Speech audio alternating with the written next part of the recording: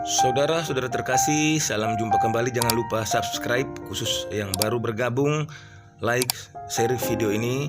Pada kesempatan kali ini saya akan berbicara tentang kisah nyata seorang penanam ganja yang memilih menjadi pengikut Kristus.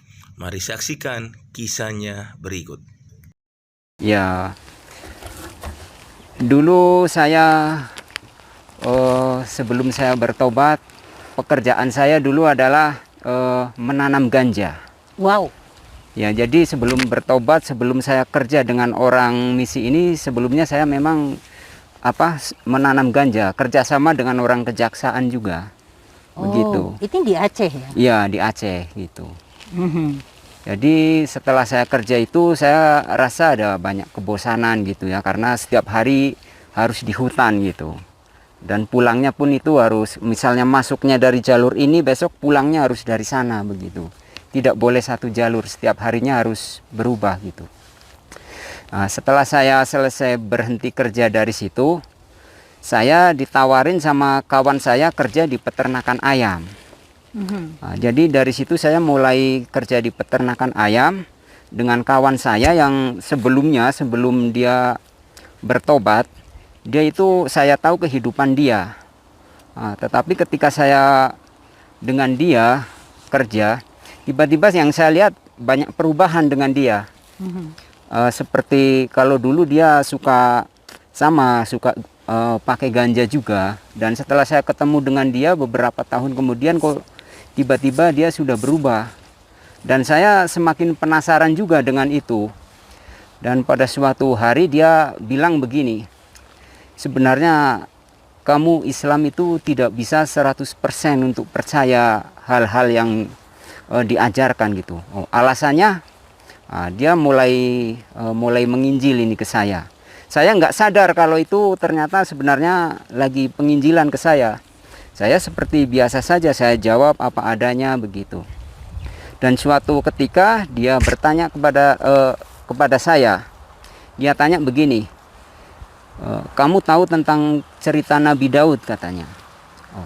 Tahu, saya bilang, tapi tahu yang umum saja. Tiba-tiba dia bilang begini, Nabi Daud itu sebenarnya pernah berzina begitu.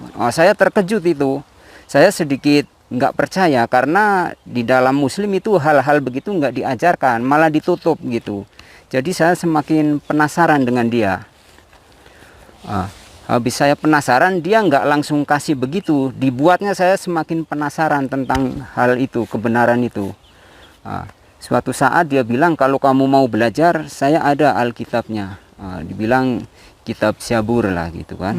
Wah, saya itu dari mana dia dapat kitab-kitab seperti itu, padahal dia dengan saya sama-sama Muslim begitu.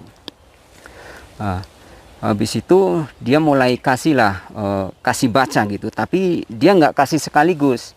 Dia kasih sudah baca ini perikop ini kan, itu saya penasaran itu. Dia ambil balik, dia bawa.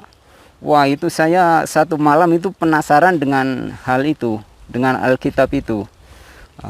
Suatu hari dia bawa kaset-kaset rohani, kaset rohani yang lagu-lagu rohani. Saya itu nggak suka itu dengar hal itu, kaset rohani.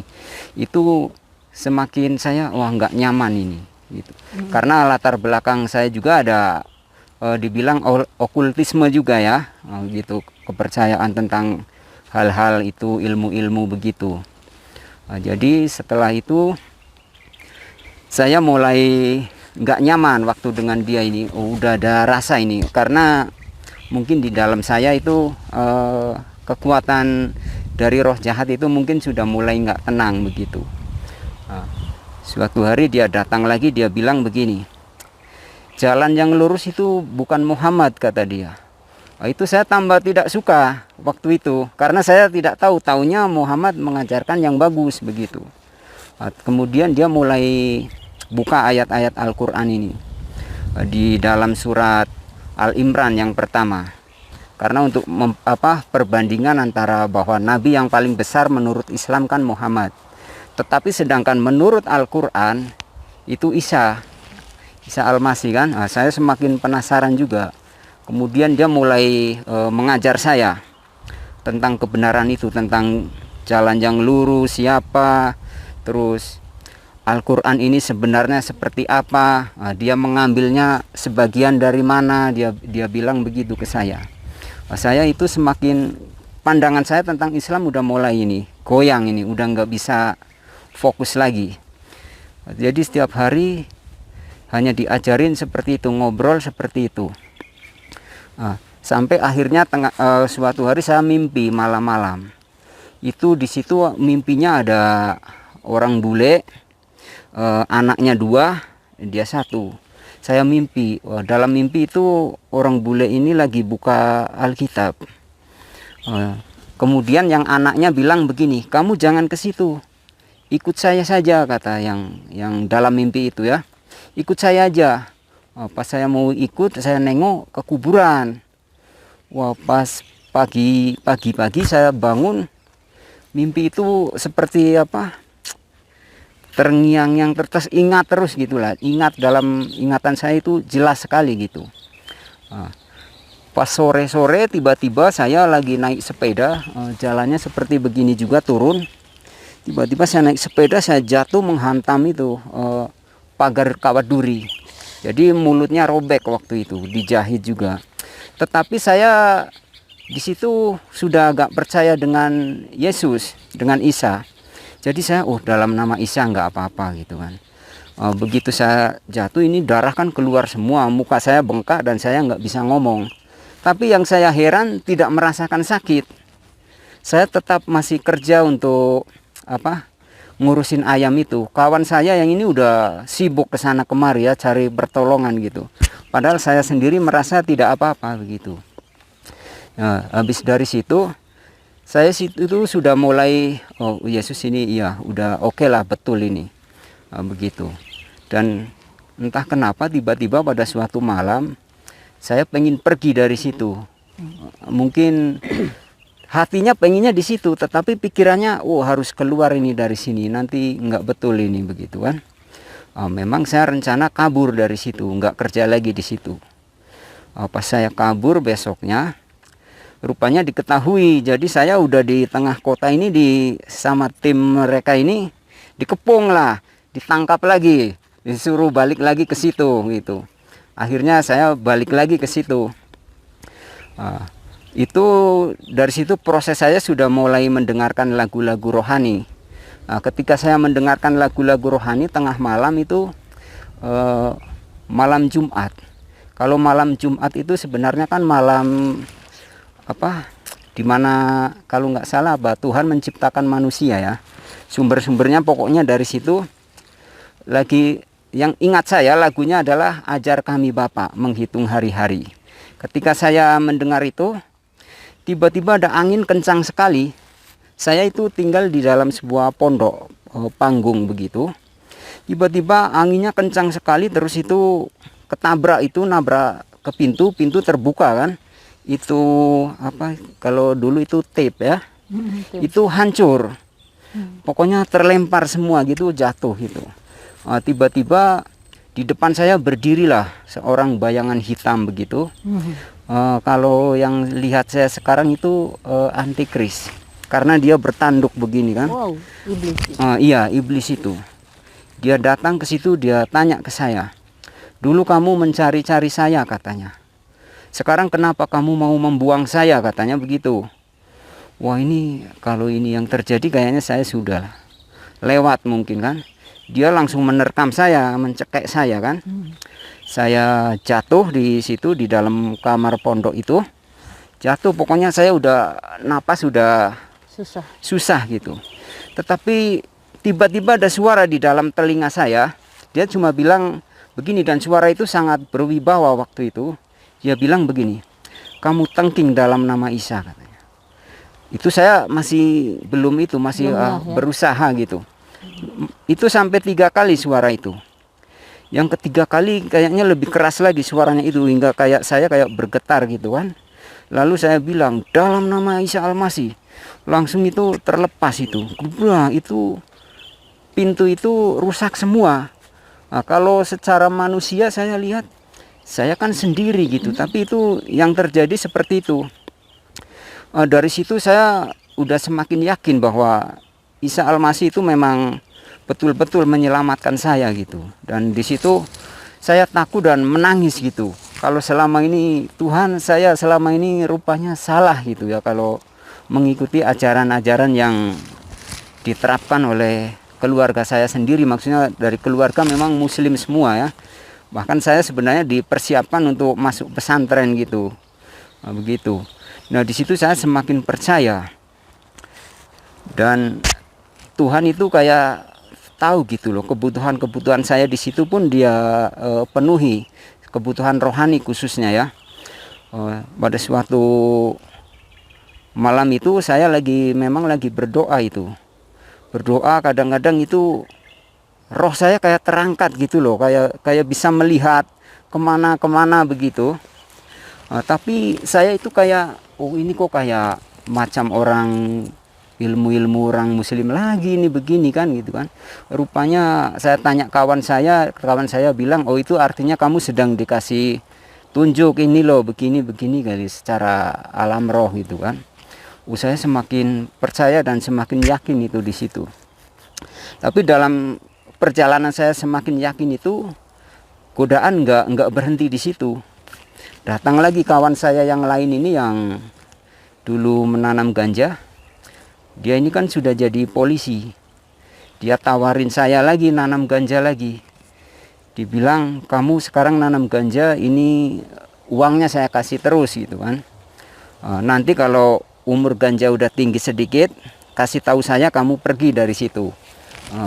Itu tujuan dia kan untuk operasi dia supaya banyak masuk duit dia kan.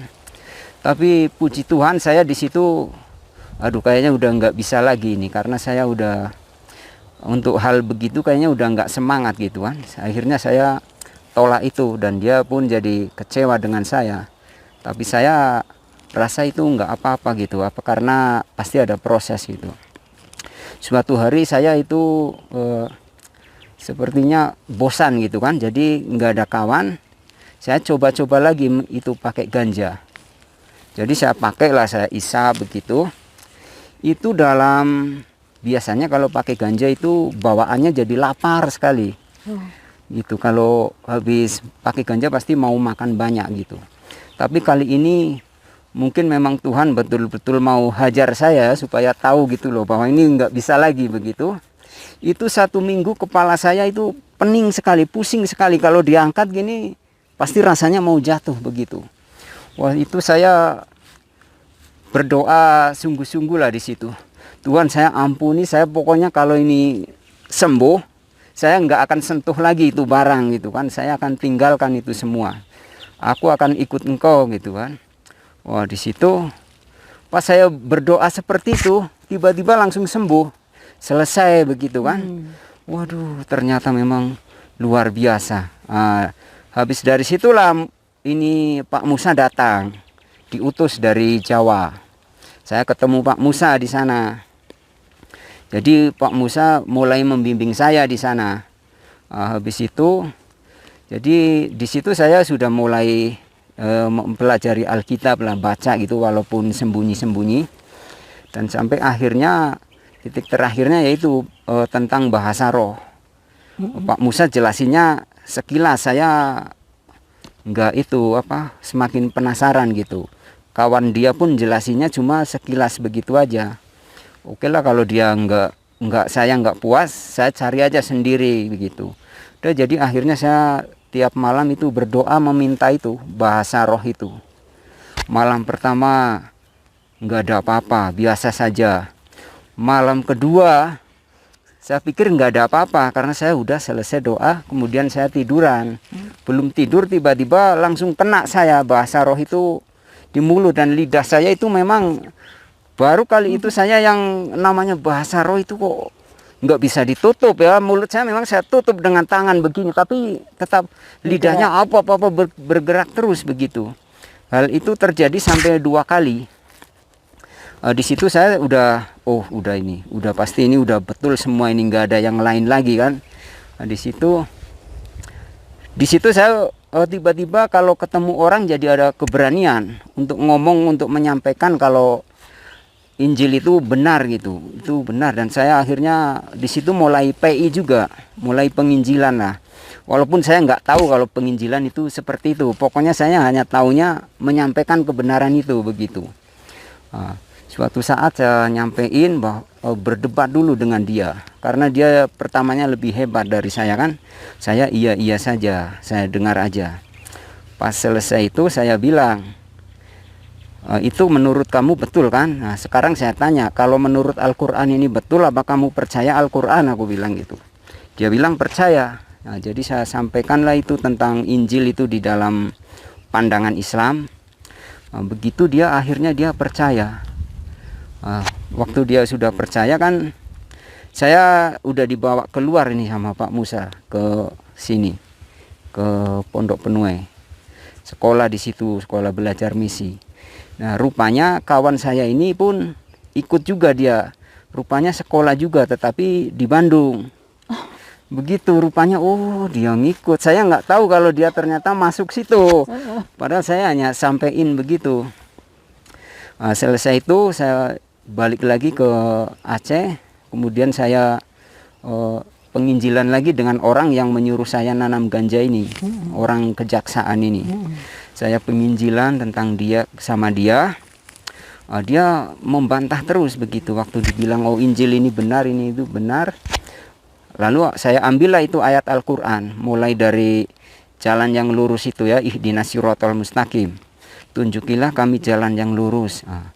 Al-Quran saja mengatakan begini. Berarti di ayat yang lain sudah pasti ada yang mengatakan bahwa jalan yang lurus ini benar gitu kan. Akhirnya saya sampaikan ke dia. Dia dengar, cuma dia bilang begini, kamu pegang Al-Quran itu sudah wudhu apa belum? Aku bilang saya sudah, ini sudah 7 kali, udah lebih bersih. Aku bilang begitu. Dia tertawa gitu. Saya penginjilan dengan dia. Setelah saya penginjilan, itulah yang nggak lama kemudian dia meninggal. Waktu saya udah sampaikan tentang kebenaran, tentang Isa, bahwa inilah jalan yang lurus dan benar ini. Nggak lama dia meninggal. Itu yang saya, apa dia sudah terima atau belum, saya tidak tahu begitu. Tidak yakin ya. Iya. Itu di situ saya dengan Injil itu semakin percaya dan semakin kokoh gitu. Bahkan sampai sekarang, karena sekarang saya lebih seperti lebih menyala lagi gitu, bahwa lebih semangat lagi lah untuk menyampaikan kabar baik ini. Dan saya kalau ketemu dengan kawan-kawan lama saya yang sudah percaya pun saya harus tekankan ke mereka gitu, bahwa ini tidak boleh ditinggalkan loh. Kalau Yesus sudah memegang kamu, kamu harus pegang balik dia, supaya nggak sampai lepas begitu. Dan sampai dalam pelayanan sana di sana sekarang, kemarin itu kan saya nyekolahin anak itu bingung. Tetapi entah kenapa tiba-tiba Tuhan buka jalan ya. Ada dibilang olimpiade matematik. Itu dari seluruh Aceh itu jumlahnya 600 orang.